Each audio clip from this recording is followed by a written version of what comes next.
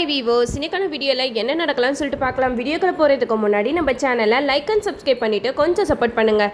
வாங்க இப்போ வீடியோக்குள்ளே போகலாம். நம்ம கார்த்திக் வந்து எப்படியோ இளையராஜாவை அந்த குடோனில் புகையெல்லாம் போட்டு சாமுண்டேஸ்வரிக்கே தெரியாமல் காப்பாற்றி கூட்டிகிட்டு வந்துடுறாரு.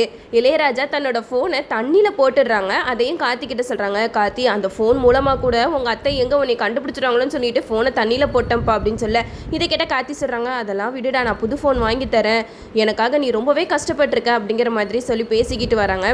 இந்த சைடு நம்ம சாமுண்டேஸ்வரி செம்ம கடுப்பில் இருக்காங்க. எப்படி பிளான் பண்ணி தப்பிச்சிட்டான் பாரு, அவன் யார் என்னங்கிறத நான் கண்டுபிடிக்க விடமாட்டேன் அப்படின்னு சொல்லிட்டு சாமுண்டேஸ்வரி திரும்பி வந்துடுறாங்க. இந்த சைடு கோயில் கும்பாபிஷேகம் நடக்கிறதுக்காக நிறைய ஏற்பாடுகள்லாம் நடந்துட்டு இருக்கு. அப்போ நம்ம பாட்டி வந்து ரேவதி, ரோகிணி இவங்க கிட்டலாம் தங்களோட பரம்பரை நகையை காமிச்சிட்டு இருக்காங்க.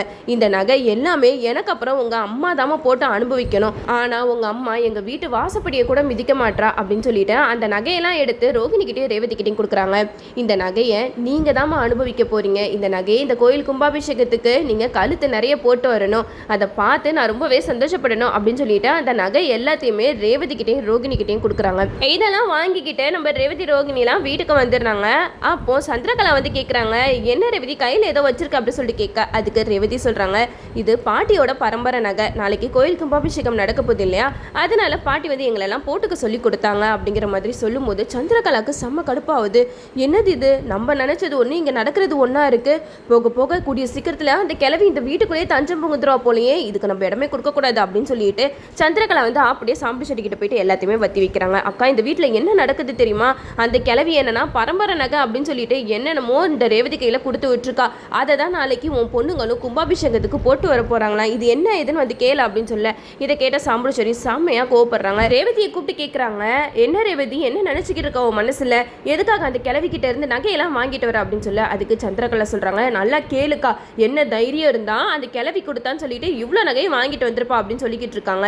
அதுக்கு ரேவதி சொல்றாங்க, என்ன சித்தி பேசிக்கிட்டு இருக்கீங்க, நான் என்ன எங்கேயோ போய் திருடிட்டா வந்தேன், இது எங்க பாட்டி எங்களுக்காக கொடுத்தது, இதுல என்ன தப்பு இருக்கு, ஏன் ஆளாளுக்கு இதுல குத்தம் கண்டுபிடிச்சு பேசிக்கிட்டு இருக்கீங்க அப்படிங்கிற மாதிரி சொல்லும் போது சந்திரகலா சொல்றாங்க, பாத்தியாக்கா, இவ இந்த நகையை எடுத்துட்டு வந்ததுக்கு நீ 2 அடி போட்டிருக்கணும், எப்படி பேசுறா பாரு அப்படிங்கிற மாதிரி சொல்ல, இதை கேட்ட சாமுண்டேஸ்வரி சொல்றாங்க, இங்க பாரு ரேவதி, அந்த நகையெல்லாம் நம்மளுக்கு தேவையில்லை அப்படிங்கிற மாதிரி பேசிக்கிட்டு இருக்காங்க.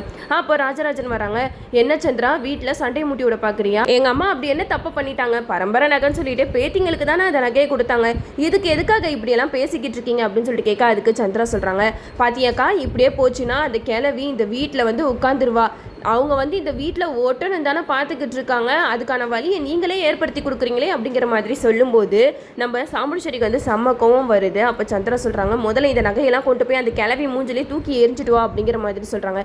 நம்ம சாமுண்டேஸ்வரி சொல்கிறாங்க, ஆமாம் சந்திரா, நான் அதை தான் பண்ண போகிறேன், அந்த பரம்பரையே எனக்கு தேவையில்லை, அப்படி இந்த நகை மட்டும் எனக்கு எதுக்கா அப்படின்னு சொல்லிட்டு அந்த நகை எல்லாத்தையுமே எடுத்துகிட்டு போகிறாங்க. ரேவதி, ரோகிணி, ராஜராஜன் எவ்வளவோ சாமுண்டேஸ்வரியை தடுத்து பார்க்குறாங்க. அப்போ சாமுண்டேஸ்வரி சொல்கிறாங்க, இங்கே பாருங்கள், இந்த விஷயத்தில் யாருமே தலையிடக்கூடாது அப்படின்னு சொல்லிட்டு அந்த நகை எல்லாத்தையுமே எடுத்துட்டு பாட்டியோட வீட்டுக்கு போறாங்க. அங்க போயிட்டு பாட்டியை வெளியில நின்று, கிளவி கொஞ்சம் வெளியில வா அப்படிங்கிற மாதிரி சாமுண்டேஸ்வரியும் மரியாதையே இல்லாம கூப்பிட்டு இருக்காங்க. அப்போ பாட்டி வந்து வராங்க, என்ன சாமுண்டேஸ்வரி எதுக்காக வெளியில நிக்கிறவா உள்ள அப்படி சொல்லிட்டு கூப்பிட்டா, அதுக்கு சாமுண்டேஸ்வரி சொல்றாங்க, நான் ஒன்றும் உன்கிட்ட உறவு கொண்டாட வரல, உன்னோட பரம்பரையே எனக்கு தேவையில்லைன்னு சொல்லிக்கிட்டு இருக்கேன், நீ என்னன்னா உன்னோட பரம்பரை நகைகளை என் பிள்ளைங்க கிட்ட எதுக்காக கொடுத்து விட்ட அப்படின்னு சொல்லிக்கிட்டு இருக்காங்க. இதை கேட்ட பாட்டி வந்து சொல்றாங்க, எப்பா நாளைக்கு கும்பாபிஷேகம் நடக்க போகுது, அதுக்காக தான் நான் நகையெல்லாம் கொடுத்து விட்டேன் அப்படிங்கிற மாதிரி சொல்ல, இது கேட்ட சாமுண்டேஸ்வரி சொல்றாங்க, இந்த கும்பாபிஷேகம் நாளைக்கு நடந்து முடிஞ்சிடும், அதுக்கப்புறம் உங்களுக்கும் எங்களுக்கும் எந்த ஒரு ஒட்டையும் இல்லை, உறவும் இல்லை, அப்புறம் எதுக்காக இந்த நகையை கொடுத்து எல்லாத்தையுமே உன்னோட வலிக்கு இழுக்க பார்க்குற அப்படிங்கிற மாதிரி பேச, இதை கேட்ட பாட்டிக்கு வந்து ரொம்பவே அதிர்ச்சி ஆயிடுது. சாமுண்டேஸ்வரி இப்படியெல்லாம் பேசாத, என்னதான் இருந்தாலும் அவங்களாம் என்னோட பேத்திங்க, ஏன் பேத்திக்கு செய்யாம நான் வேற யாருக்கு செய்ய போறேன் அப்படிங்கிற மாதிரி சொல்ல, இதை கேட்ட சாமுண்டேஸ்வரி பயங்கரமா கோவப்படுறாங்க. இந்த கும்பாபிஷேகத்தை சாக்கா வச்சுக்கிட்டு தானே என்னோட பிள்ளைங்க கிட்ட நீ உறவு கொண்டாட வந்துகிட்டு இருக்க, எனக்கு இந்த நகையும் தேவையில்லை, உன்னோட உறவும் தேவையில்லை அப்படின்னு சொல்லிட்டு அந்த நகையை அப்படியே தூக்கி வீசிடுறாங்க. இதை பார்த்ததுமே நம்ம பாட்டிக்கு மனசு தாங்கவே இல்லை, அப்படியே நெஞ்சு படிச்சுட்டு விழுகிற மாதிரி போறாங்க. இந்த விஷயம்லாம் தெரிஞ்சு நம்ம கார்த்திக் வந்து சாமுண்டேஸ்வரி பின்னாடியே தான் வந்திருப்பாங்க.